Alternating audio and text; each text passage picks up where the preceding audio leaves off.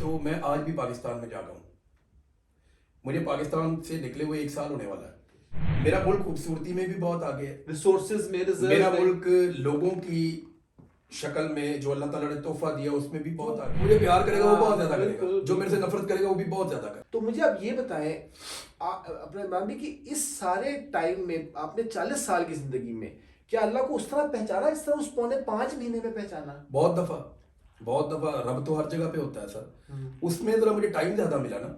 हाँ, उसमें मुझे टाइम ज्यादा और मिला। ये था कि मुझे सोचने का ज्यादा टाइम हाँ, मिला। आप दुनिया से कटे हुए हाँ, थे। कटा हुआ था ना, सोचने का टाइम ज्यादा मिला। हम्म। वो एक और तरीका था, एक और तरह से था। हर दफा एक अलग तरीके से रब आपके सामने आता है।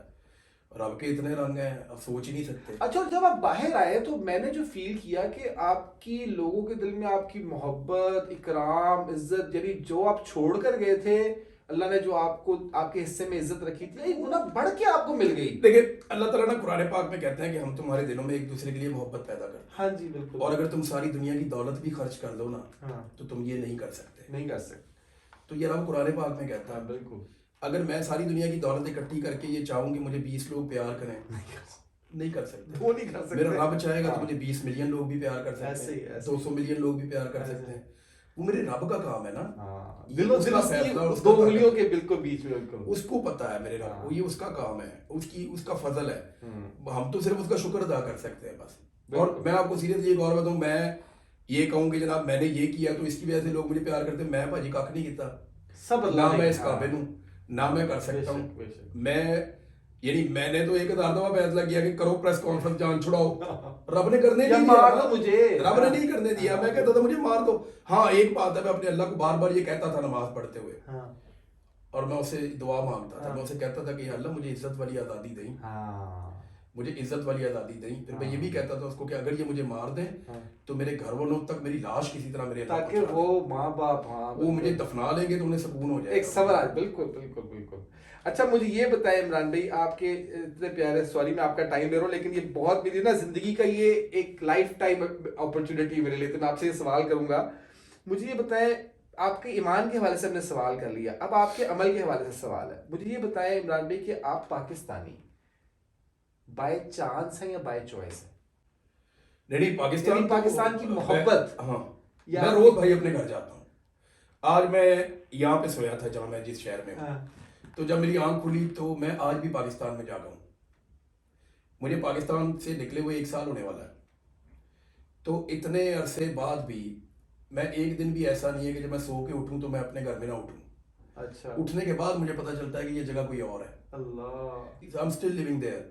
मुझे पाकिस्तान से बहुत प्यार है, मुझे वहाँ वापस जाना है। वो मेरे पास उसके अलावा कोई ऑप्शन नहीं है यार। लेकिन मुझे ये मैं बताएं, कई दफ़ा ऐसा हुआ कि मैं पाकिस्तान से बाहर गया और मैं 2-3 दिन से ज़्यादा नहीं रह पाया। लेकिन इमरान भाई मुझे ये बताएं कि पाकिस्तान से प्यार क्यों, जबकि आप पाकिस्तानियों को देख लें, पाकिस्तान के हालात या सिस्टम को देख लें, तो आपको यार इसका करप्शन। मेरे पास जवाब ही नहीं है। लेकिन क्यों? मैंने ये अपने आप जैसे से मुझे पूछा भी, मैंने जैसे मैंने हाँ, अपने आप से पूछा, मैंने कहा जैसे यार मैं बताओ। पाकिस्तान से मोहब्बत करना चाहता हूँ जैसे आप करते हैं, लेकिन मुझसे इसलिए नहीं होती। मुझे लगता है यार मैं खुद ही कितना गंदा इंसान हूँ, मेरा सिस्टम गंदा है, मतलब मेरे पास सर मैंने अपने आप से कई दफा ये सवाल पूछा, मुझे कैसे मुझे इसका हाँ, इसका क्लियर जवाब नहीं मिलता। लेकिन चंद चीजें मैं आपके सामने रख देता हूँ। हाँ प्लीज। एक तो सर पाकिस्तानी लोग बड़े शानदार हैं। इसमें तो कोई दो राय नहीं, बिल्कुल। इतने अच्छे लोगों के साथ बुरा नहीं होना चाहिए। हम्म, तो मैं उनके साथ जुड़ा हूँ। पाकिस्तान का मतलब पाकिस्तानी है। Of course. दूसरा यार, मेरे मुल्क में जो पोटेंशियल है और जो मेरा मुल्क खूबसूरत है उसमें तो वो दुनिया में कहीं नहीं है। आप यहाँ यूरोप में हैं, लोग कहते हैं बहुत खूबसूरत है। ये खूबसूरत नहीं है, ये वेल मेंटेन्ड है। खूबसूरत कुदरत ने उसको बिल्कुल। सर कुदरत ने जो तोहफे पाकिस्तान को दिए ना, वो ये लोग सोच भी नहीं सकते। बेशक, बेशक, बेशक। मेरा मुल्क खूबसूरती में भी बहुत आगे है। रिसोर्सेज में मेरा रिजर्व मुल्क लोगों की शक्ल में जो अल्लाह ताला ने तोहफा दिया उसमें भी बहुत आगे है। मेरा मुल्क मदद के जज्बे से सरशार है। मेरे लोग बहादुर हैं। बस सिर्फ मेरे लोग मुंतशिर हैं। अभी तक ऐसा उनको हजूम है। नहीं सर, उनको ना जानबूझकर इस तरह रखा गया है। पाकिस्तानियों के दिमाग में ये बात बिठाई गई है कि तुम एक कौम नहीं बन सकते और तुम एक कौम नहीं हो, जबकि ऐसा नहीं है। और तुम कभी भी तब्दीली नहीं ला सकते, तुम कभी भी इनकलाब नहीं ला सकते। पोटेंशियल बताऊं पाकिस्तानियों का, प्लीज, प्लीज। ना इंतखाबी निशान, और एक करके अगर 8 वोट है तो 8 के 8 अलग अलग पोलिंग स्टेशनों में, बिल्कुल। और एक पोलिंग स्टेशन से दूसरे का फासला भी 40-40 मील, कि भाई शाम पड़ जाए, ये जा ही ना सकें, फिर भी सबने वोट डाला। और डला डाला वो सबने, नजर लाइनों नहीं में आया, लग वो के। एक अलग बात है। लाइनों में लग के डाला। हाँ बिल्कुल। ये पाकिस्तानियों के कौम होने की निशानी है। तो इसका मतलब ये तो तय होगा कि ये कौम है। ये कौम है, शानदार कौम है, सिर्फ इसको अभी तक पूरे तरीके से अलाइन नहीं होने दिया गया। जिस दिन इन्होंने अलाइनमेंट पकड़ ली ना, फिर आप देखिएगा। तो पाकिस्तान आपको लगता है टेक ऑफ करेगा? क्यों नहीं करेगा? ये पाकिस्तान बना ही टेक ऑफ के लिए। ठीक हो गया, जबरदस्त। इमरान भाई आगे चलते हैं। और मुझे कोई लालच की वजह से पाकिस्तान से प्यार नहीं है यार, मैं अपनी बात आपको बताऊं। हाँ लोग बहुत अच्छे हैं, मुल्क बहुत अच्छा है, पोटेंशियल बहुत ज्यादा है, मेरा की होते हाँ मेरा क्या है, मैं आपको बताता हूँ। हाँ वो यार वैसी ना हवा ही कहीं नहीं है, उधर के दरख्त ही कहीं नहीं है, उधर की मट्टी है, मैं वहां से पैदा हुआ हूँ। हाँ। मैंने उस मट्टी में वापस दफन होना है। हाँ मुझे उसके पहाड़ों से, उसके इलाकों से, उसकी बोलियों से जो लोग बोलते हैं, उसके परिंदों से, उसके जंगलों से, मुझे उनसे प्यार है।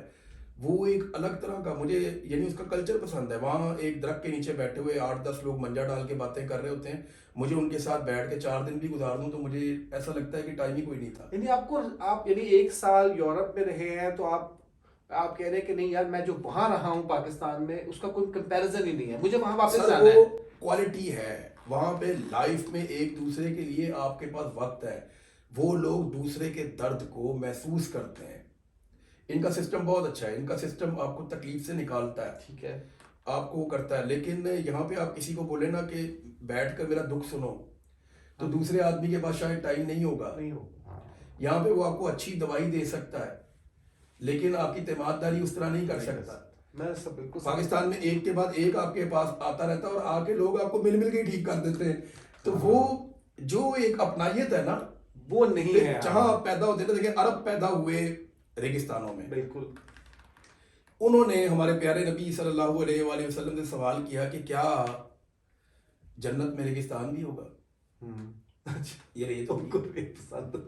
सर वो देख ही रहे थे उन्होंने। हाँ, बिल्कुल। आपने कहा हाँ लेकिन बहुत अच्छा, हाँ आपने उनको तारीफ करके बताया। हाँ तो देखें, वो जहां आप पैदा होते हैं जिन चीजों के बीच में, उनके साथ एक उन्स आपको होता है। जैसे मौलाना साहिबी साहब, आप जानते होंगे मौलाना साहब को, मौलाना साहब ने बताया कि वो पठानों में इस तरह जन्नत बयान कर रहे थे, तो एक पठान ने इस तरह पूछा, जैसे अभी आपने बताया, जैसे साहबा ने पूछा रेत का, उन्होंने कहा कि वहाँ जन्नत में नस्वार होगी, तो उन्होंने कहा बिल्कुल होगी और बहुत अच्छी होगी। जैसे आप चाय पियामिया में जो पसंद होता है ना, हाँ। आपको लगता है कि आपको वही अल्लाह रब्बुल इज्जत आपको देता रहे हाँ अगले जहान में भी। बिल्कुल। तो वो देखे ना, हम अगर किसी चीज की ख्वाहिश भी करते हैं ना, तो रब उसको जानता है, और वो हमारे अंदर पैदा भी ख्वाहिश हमारा रब ही करता है। वो ख्वाहिश का वो बीज आपके हाँ। अंदर कोई भी ख्वाहिश पैदा कर देगा तो वो आपको देता जाएगा। हाँ, बेशक। वो तो उसने फैसला करना है कि आपको क्या पसंद आए। बेशक बेशक। जज़ाकल्लाह खैर। इमरान भाई, तीसरा सवाल आपसे है, हमने ईमान की बात कर ली, अमल की कर ली, अब आपकी इबादत की बात होगी। मुझे बताया कि आप जर्नलिस्ट बाय चांस हैं या बाय चॉइस हैं? मैं तो बाई चॉइस हूँ। मैं काम करता था एक मल्टीनेशनल कंपनी में, बहुत अच्छे खासे पैसे कमाता था मैं वहाँ पे, बहुत ज्यादा पैसे भी कमाता था, गाड़ी भी थी, सिस्टम बड़ा अच्छा बना हुआ था मेरा। हो सकता है मैं अमेरिका चला जाता उस वक्त। अच्छा अच्छा। लेकिन मुझे ऐसा लगा कि मुझे जर्नलिस्ट बनना है, और मैं 4 गुना कम सैलरी के ऊपर जर्नलिज्म में मैंने पहले इदारे के अंदर नौकरी की, एज ए क्राइम रिपोर्टर। हाँ जी। और मुझे मना किया सबने, कई लोगों ने, कि तू ये खुदकुशी कर रहा है, तेरा इतना अच्छा करियर है, ये किधर जा रहा है तू? मैंने कहा जी मैं यहाँ खुश रहूंगा, मुझे ये पसंद है। मेरे वालिद साहब ने मुझे हौसला दिया। और आपके फादर्स, फोर फादर्स फैमिलीज में कोई था इस कोई भी नहीं प्रोफेशन था में? जर्नलिस्ट। मुझे लगा मुझे जर्नलिस्ट बनना है, अच्छा, मैं आ आप जर्नलिस्ट, कोई नेपोटिज्म नहीं, किसी ने आपकी गया। सिफारिश नहीं मुझे की? अकेले को लगा कि मुझे जर्नलिस्ट बनना है। मैंने कम से कम भी कुछ 10 अखबारात में और टीवी चैनल्स में जाके इंटरव्यू दिया, किसी ने मुझे रखा ही नहीं। मैं हर जगह पे अपनी सीवी लेकर जाता था। फिर मैंने एक सीडी बना ली जिसमें मैंने थोड़ा सा जर्नलिज्म किया हुआ था, और वो किसी शादियों की रिकॉर्डिंग करने वालों से जाके मैंने एडिट भी करवा ली। तब यूट्यूब वगैरह था? नहीं ये बात है 90s की? नहीं, ये है 2005-06 की। अच्छा ठीक है। तो मैं जा जाके दे के आता था सबको हाँ। कि यार ये आप मेरा जो है वो मुझे रख ले नौकरी पे। हाँ। तो मेरे लोग कभी कोई बात करते थे, कभी कोई, मुझे रखते नहीं थे नौकरी पे। हाँ। बड़ा मैंने कह के सिफारिश भी कोई नहीं थी। हाँ। फिर मुझे ये एक्सप्रेस न्यूज़ आया, तो यहाँ पे इन्होंने मुझे तजर्बाती बुनियादों पर रख लिया। अच्छा। इन्होंने जब मुझे रखा था तो इन्होंने कहा ये बात कि मेरे पास बाहर जो लोग बैठे हुए हैं वो मास्टर्स किया हुआ मैस कॉम में, और आपने नहीं किया हुआ, हम उनकी जगह आपको क्यों रखें? तो मैंने उन्हें कहा जी जहाँ पे वो आपको इनकार कर देंगे ना हम नहीं जा रहे, वहाँ मैं चला जाऊंगा। देखिए मैंने तो पढ़ा आपने मैस कॉम किया हुआ है। अब किया है। अच्छा पंजाब यूनिवर्सिटी बाद में किया मैंने। अच्छा अच्छा तो उस वक्त मैंने नहीं किया हुआ था। अच्छा अच्छा उन्होंने कहा जी उनकी जगह आपको क्यों रखें। अच्छा मैंने कहा जी इसलिए रखेंगे जहाँ पे वो आपको इनकार करेंगे ना कि हम नहीं जा रहे, हमें डर लग रहा है कि जान को खतरा है। हाँ, आप मुझे बोलेंगे मैं वहाँ चला जाऊंगा, मेरी तरफ से ना नहीं है। हाँ मैं यानी इतनी सलाह तो मुझे मिलनी चाहिए कि मैंने मैथ्स कॉम नहीं किया। अच्छा उन्होंने मुझे रख लिया तजर्बाती बुनियादों पे, फिर मैंने मैथ्स कॉम भी कर लिया और मैं कंटिन्यूसली हर साल नंबर 1 रिपोर्टर उनका बनता रहा। मुझे बड़ी अच्छी सैलरी इंक्रीमेंट मिलती रही। अच्छा विद इन 2 ईयर्स मैं अपनी पुरानी वाली सैलरी पे वापस आ गया हुआ था जो मैं छोड़ के आया था। और फिर आफ्टर 5 ईयर्स मैं वहाँ पे एक प्राइम टाइम में प्रोग्राम कर रहा था। बिल्कुल और एज एन एंकर एक हाँ बिल्कुल एक नया करियर था। मैं यानी अल्लाह रब्बुल इज़्ज़त ने मेरे काम में इतनी बरकत डाली और मुझे इतना वहाँ पे मेरे लिए रिज़्क अल्लाह ताला ने इतना आसान कर दिया कि अगर मैं अमेरिका भी चला जाता तो ऐसे नहीं होता। वाह। और मैं भी ये YouTube उस वक्त आपके दिमाग में चैनल बनाने का 2020 में कभी आपने नहीं, बताया कभी भी था ही नहीं। तो ये कैसे आपको ये था ही नहीं मेरे दिमाग में। हाँ ये हुआ ये कि एक हमारा बच्चा था, मुझे इंसिस्ट करता रहता था, मेरे साथ था, हाँ इमरान ही नाम है उसका। अच्छा वो मुझे कहता रहता था कि यूट्यूब चैनल बनाइए, सारे यूट्यूब चैनल बना लेते हैं। वो हाँ। इमरान खान मुझे रोज बोलता था, मैं कहता था अल्लाह ताला इमरान को खुश रखे, इमरान सुन रहा है तो मैं हमेशा उससे मुझे बड़ा बड़ा प्यार है मुझे उससे। तो उसका नाम इमरान खान है। हाँ जी, इमरान खान मुझे कहता था कि आप ये बनाए यूट्यूब चैनल। उसने बना भी लिया। हाँ अच्छा उसने अपना बना लिया। हाँ। ये बनाया तो उसने आपकी इमरान खान लाइव ऑफिशियल उसने बनाया। अच्छा बना के उसने अपने पास रखा हुआ था। अच्छा मैं वीडियो नहीं बनाता था उसमें, अपलोड नहीं करता। नहीं करता था।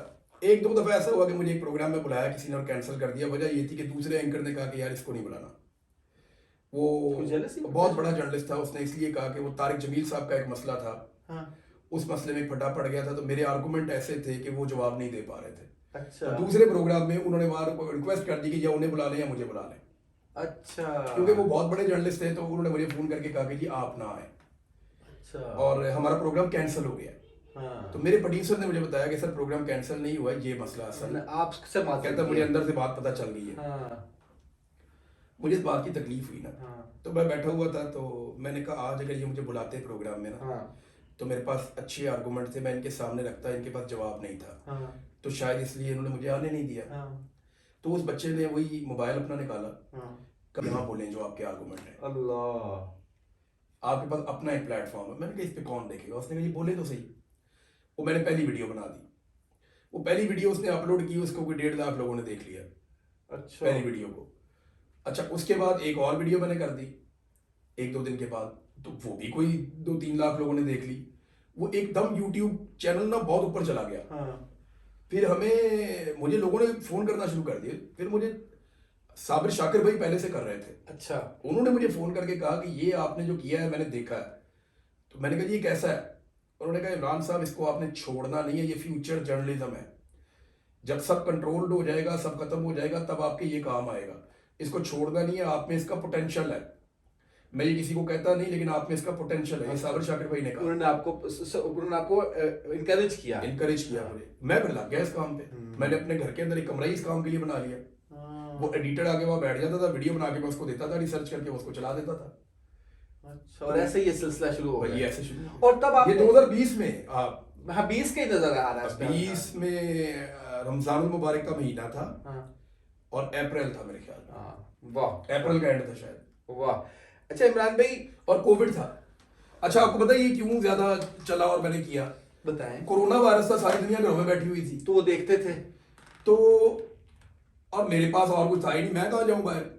तो मैं भी घर बैठ के रिसर्च करता था, किसी चीज के ऊपर वीडियो बना देता था। हाँ। लोग उसको देख लेते थे। हाँ। तो वो इस तरह शुरू हुआ सिलसिला। और उस वक्त आपके दिमाग में ये बात तो मुझे अब समझ आ रही है कि भाई मैं एक जर्नलिस्ट हूँ और मुझे एक प्लेटफॉर्म मिल रहा है जहां मैं अपना प्रोफेशन प्रैक्टिस कर सकूं। नहीं, मेरे दिमाग में ये था कि बहुत सारी चीजें जो मैं टीवी पे नहीं कह सकता वो मैं यहाँ कह दिया करूंगा। वही कि वही ना जर्नलिज्म को अपनी असल फॉर्म में प्रैक्टिस कर सकूंगा। मेरा यहाँ यानी जो चीजें मैं अपने टीवी चैनल पे नहीं कर पा रहा, हाँ। कह नहीं पा रहा, उधर पॉलिसी का प्रॉब्लम है। हाँ। इधर तो नहीं है। हाँ। मैं अपने दिल की बात जो है ना आवाज, आपने देखा होगा मैंने आज तक किसी का इंटरव्यू नहीं किया अपने चैनल पे। हाँ जी हाँ जी हाँ जी। जितने भी हमारे यूट्यूब के चैनल पे सब लोग इंटरव्यूज करते हैं। अच्छा। मैंने आज तक नहीं किया। मेरे पहले दिन एक दिमाग में बात आई थी कि ये मेरे ये इस पे मैं अपनी ओपिनियन दे सकता हूँ। हाँ। इस पे मैं खबर दे सकता हूँ। चीजें बता सकता हूँ, एंगेजमेंट हो सकती है, और जो मुझे लगता है कि मेरे अंदर है वो मैं सबके सामने रख सकता हूँ। सच्ची बात, सीधी बात कर सकते हैं आप। हाँ, जो मुझे ठीक लगता है वो आप कर सकते हैं। ठीक, अच्छा, जबरदस्त। इमरान भाई, इस सारे प्रोसेस में जो यूट्यूब का करियर है आपका, जो मेन स्ट्रीम चैनल का करियर है, यूट्यूब में आते हुए आपने ये तो सोच लिया कि मैं जर्नलिज्म को प्रैक्टिस कर सकता हूँ अब इन इट्स प्योर फॉर्म, लेकिन उस वक्त आपके दिमाग में ये था कि यार मैं इससे पैसे भी कमा सकता हूँ, या मैं इससे व्यूअरशिप ले सकता हूँ, मुझे इतने subscriber, golden plate, silver plate, ये सब कुछ मिल जाएगा। मुझे शुरू में पता ही नहीं था इसका। अच्छा, ये सब अच्छा पता ही नहीं था मुझे जब प्लेट आई तो पता चला कि प्लेट भी आती है। अच्छा, यानी आप इन और चीजों के पीछे नहीं थे। हमें ईमेल आना शुरू हो गई और हमसे पूछा जा रहा था कि आप इसको मोनेटाइज करें। अच्छा, उससे पहले मुझे ये भी नहीं पता था कि ये मोनेटाइजेशन क्या होती है। अल्लाह। अच्छा, मैंने फिर लोगों से बात की, फिर एक दोस्त है मेरा, उनको मैंने बुलाया, मैंने कहा भी ये क्या बना है मोनेटाइजेशन। हाँ। अहमद नाम का एक बंदा है, वो आया, अच्छा, उससे बात की तो उसने कहा जी ये बैंक अकाउंट आप देते हैं, उसके साथ आप इसको अटैच करते हैं, ये गूगल के साथ ये होता है, कोई वो और बनता है ad चक्कर, चलता है, हाँ। और उसमें कोई इश्तिहार चलेंगे आपके इसके ऊपर। तो मैंने कहा इश्तिहार चलेंगे तो लोग देखेंगे ही नहीं। उसने कहा सर ये आप देखे ना चैनल, उसने 3-4 चैनल खोल के दिखाया, उन पे इश्तिहार चल रहे थे। हाँ। उसने कहा ये आपके चैनल पे भी चलेंगे। तो मैंने कहा ये मेरे पे लोग देखना बंद तो नहीं कर देंगे? उसने कहा नहीं सर बिल्कुल नहीं कि करेंगे, भी ब्रेक आ रहा है बीच में। हाँ, तो वो आपको देखेंगे। तो मैंने कहा फिर क्या होगा? कहते जी इससे पैसे आएंगे। अच्छा, मेरे दिमाग में ये था कि इससे चलो 2-4 लाख रुपए एक्स्ट्रा बना लूँ, आ जाया करेगा, तो चलो एक एक्स्ट्रा इनकम भी आ जाएगी। हाँ, और फिर मैंने ये सोचा कि ये जो लोग मेरे साथ एक तो जुड़ गए हैं, उनका बिजनेस चल पड़ेगा। जो कोई एक लड़का रिसर्च में बैठा रहता है, हाँ। एक जो है वो एनएलई है, वो उसकी एडिटिंग करता है। हाँ। तो मैंने कहा चलो इन दोनों को एक रिस्क मिल जाएगा। इनका काम शुरू हो जाएगा, इनको जेब से पैसे देने की बजाय वहीं से दे दिया करो। हाँ, हाँ, हाँ, ये मैंने सोचा, हाँ, ये मेरे दिमाग में बस था। इतना ही। हाँ, लेकिन वो जब पहली अमाउंट आई ना तो मैं परेशान हो गया। मैंने उसको देखा, मुझे लड़के ने दिखाया, मैंने कहा नहीं यार ये गलत है, कुछ सिफर ज्यादा लगे। नहीं ये कोई इसमें कंफ्यूजन है। हाँ, वो 2-3 दिन बाद पाकिस्तान में आते थे पैसे। हाँ जी, हाँ जी, हाँ जी। वो जब मुझे बैंक वाले लड़के ने फोन किया कि इमरान भाई आपकी ये अमाउंट ट्रांसफर हुई है, हाँ, ये कहाँ से आई है आपकी? हाँ। ये इस तरह ये गूगल का कोई है। तो मैंने कहा हाँ यार मेरा वो चैनल मैं चलाता हूँ, तो हाँ। ये कितने पैसे हैं? उसने मुझे जब उतने पैसे बताए हाँ, तो मेरे लिए हैरत की बात थी। हाँ। यानी जितना मैंने सोचा उससे 10 गुना पैसे थे। बिल्कुल, मैं समझता तो हूँ। मैंने कहा ये क्या हो गया? हाँ, फिर मैं अगले महीने उससे ज़्यादा पैसे आ गए मुझे। हाँ, मैं फिर वो मैंने अपने फादर के साथ बैठ के बात की कि हम लोगों को तो आदत ही नहीं थी। मैं आपको ये बताता हूँ कि मैं कई दफ़ा अभी भी ऐसे हो जाता है मेरे पास, मैं किसी जगह पे जाता हूँ कोई महंगी चीज़ मिलती है तो मुझे लगता है कि मैं नहीं खरीद सकता। ठीक है, नहीं इसलिए नहीं, मैं भूल ही जाता हूँ। ठीक है, मैं समझ रहा मैं हूँ। ये भूल जाता हूँ कि मेरे पास पैसे हैं, मैं समझता हूँ। हाँ, क्योंकि सारी जिंदगी में नॉर्मल मैं किस्म समझ गुजारी है, रहा हूँ, नॉर्मल मैं चीज़ें समझ- खरीदी मैं हैं। समझ सकता हूँ। तो आज भी मैं बहुत महंगी महंगी चीज़ें खरीद नहीं सकता। हाँ। आपने मेरे पास नहीं देखी होंगी कभी बहुत सादा- महंगी महंगी सादा चीज़ें। जिंदगी, बिल्कुल। ज़्यादा से ज़्यादा हमने अपना घर बना लिया। फिर मैंने क्या किया कि वो उधर एक जंगल के अंदर एक जगह थी, वो थोड़ी थोड़ी करके मैंने खरीदना शुरू कर दी। हाँ। हर महीने थोड़े बहुत पैसे आते, थोड़ी और ले लेता था, हाँ। थोड़ी और ले लेता था। कुछ मैंने पहले ली हुई थी, वो करते करते वो एक फार्म बन गया। अच्छा, माशाल्लाह। मैं थोड़े बहुत पैसे वहां लगा लेता था, वहाँ खेती बड़ी, बाग लगा लिया, चीजें कर ली, जानवर पाल लिए। वो मेरा शौक था जानवरों का, जंगल का, मैंने वहाँ वो पूरा करना शुरू कर दिया। हाँ, दूसरा मैंने और मेरे फादर ने मैंने कहा बुजी हम ये इन पैसों को कैसे करेंगे? हाँ। तो फिर हमने एक सिस्टम बनाया, अच्छा, वो अल्लाह का शुक्र है अभी भी चल रहा है। और उससे फिर बरकत का निजाम अल्लाह ने चलाना शुरू कर वो दिया। मेरा रब जानता है यार, वो उसका ही है ना, देखें सारा उसका। वो तो बेशक। हम लोग तो एक डाक खाने की तरह काम करते हैं। पोस्टमैन अल्लाह ताला आप लोग। मेरे वाले साहब को सेहत दे, लंबी आमीन, जिंदगी दे। आमीन। वो बड़े अच्छे तरीके से चीज़ें मैनेज करते हैं और बड़े शानदार तरीके से करते हैं। यानी मैं अपने वालिद को ये कहूँ ना, या इवन अपनी अम्मी को और बीवी को भी, ये सारी एक तरह के इकट्ठे हो गए मेरे आसपास। यानी फाइनेंस मिनिस्टर्स हैं आपके। हाँ, ये मैं इनको बोलूँ ना अगर कि आप लोग 1 लाख रुपए की कोई चीज़ खरीद लें, हाँ, तो ये 100 दफ़ा सोचेंगे। अल्लाह। और कि हम इसराफ तो नहीं खास कर रहे तौर अपने पे ऊपर। मेरे अब्बू और अम्मी ना ये ऐसे ही हैं। और अगर मैं इनको ना जी 1 करोड़ रुपया आप बांट दें तो ये 1 मिनट भी नहीं सोचेंगे। तो वो ये हमारे अंदर बिल्टन है कि अपने लिए ना अल्लाह से तिजारत शुरू मैंने एक हो गई। बंदूक खरीदनी थी तो मैं 1.5 साल तक रुका रहा कि लूं ना लूं, लूं ना लूं। ना लूं। और उसकी कीमत 3.5 लाख से बढ़ के 9 लाख तक पहुंच गई। आप सोचते ही रहे। ऊपर जा रही, मैं सोची जा रहा था। जिस दिन मैं सोच के गया उस दिन वो 9 लाख रुपए की थी। मैंने कहा भाई रख कपड़े को। वो मैं ये सोचता था कि इतनी महंगी बंदूक, हालांकि मैं उस तरह की 5 ले सकता था। हाँ। मैं सोचता था ये महंगी है, साफ है, मेरे पास ऑलरेडी जो है उसको यूज करता हूँ। हाँ। हमारे दोस्त हैं बहुत सारी जगह, मुझे असले का, वेपन्स का बहुत शौक है। अच्छा। लेकिन मैं इस तरह वो बहुत महंगे और इधर से यूं इकट्ठा करना भी मुझे वो इसराफ भी लगता था। हाँ। तो यानी उतना दलेर नहीं हूं मैं उस तरह पैसे खर्च करने में। ना आप ना लेकिन वो लोगों को यानी वो उनका हिस्सा उन तक पहुंचाने में हमें कभी प्रॉब्लम नहीं हुई, शुक्र है। माशाल्लाह वो नहीं माशाल्लाह होती। माशाल्लाह। अच्छा इमरान भाई, ये हो गए आपका ईमान भी कवर हो गया, अमल भी और इबादत भी। मुझे ये बताइए इमरान भाई कि आपकी मेरा एहतसाब कर मुझे ये बताया कि आपको what makes you wake up in the morning, यानी आप रोज सुबह उठते हैं, अच्छा आपको पता भी है कि आप ठीक है, आप जहाद कर रहे हैं, आप अपनी आखिरत बना रहे हैं, आप अल्लाह को राजी कर रहे हैं, लेकिन आप दुनिया में अपने दुश्मन भी तो बढ़ा रहे हैं, और आप रोजाना मौत को फेस भी कर रहे हैं, और आप मुश्किलात भी झेल रहे हैं। तो क्या चीज़ आपको, और आपकी बातों से ये लग रहा है कि पैसा आपको ड्राइव नहीं कर रहा, तो आपकी मोटिवेशन क्या है कि आप रोज सुबह उठ के अब फिर जद्दोजहद शुरू कर देते हैं? वो ताकत क्या है आपके अंदर? What's that motive? नहीं, जब कभी आपको लगता है रोज सुबह, जब कभी आपको लगता है ना आप ठीक कर रहे हैं, हाँ तो फिर आपको ऑटोमेटिकली आपको मोटिवेशन मिलती है, मैं तो ठीक कर रहा हूँ। हाँ दूसरी वजह ये है कि अच्छा बाज़ औक़ात कई दफ़ा ऐसा होता है कि आदमी का रास्ता मशकूक भी हो ना, उसको अंदर से लग रहा हो कि मैं ठीक हूँ, तो वो उस पर बड़ा कमिटेड हो जाता है।